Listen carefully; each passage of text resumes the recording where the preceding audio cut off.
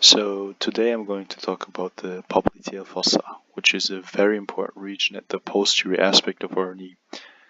To understand the popliteal fossa in a better way, you first have to understand the borders of it. So I'm going to start off with the borders. So superior laterally, the border is formed by the biceps femoris muscle. So it's formed by the long head of the biceps femoris and also the short head of the biceps femoris muscle. And if we go more medially, we have the semimembranosus, which forms the superior medial border of the popliteal fossa. So this is the semimembranosus muscle, which lies more deep to the semitendinosus muscle over here. So the semimembranosus muscle, as I said, forms the superior medial border.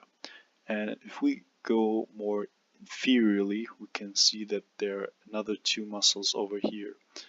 These are the so-called gastrocnemius muscles, and we have a medial and a lateral head of the gastrocnemius, and the medial head of the gastrocnemius muscle forms the inferior medial border of the popliteal fossa.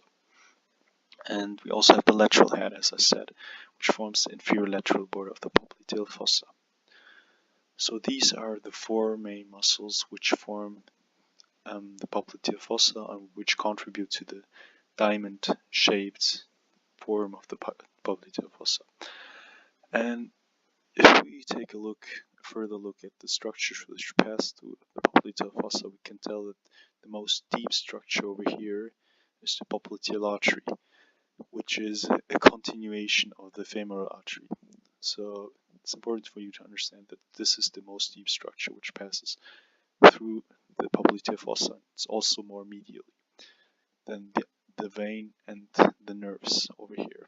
So if we go a bit more superficial, we can tell that superficial to the popliteal artery, we can see the popliteal vein, which is also a continuation of the of the femoral vein. So the most superficial structure for you to know, which passes through the popliteal fossa, are these two nerves.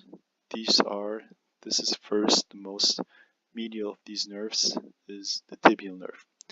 And if we go more laterally over here, you can see the common fibular nerve. So these are the two important nerves, which are a continuation of the sciatic nerve, and both of these nerves pass through the popliteal fossa. So these four structures are very important for you to memorize if you want to explain someone the popliteal fossa.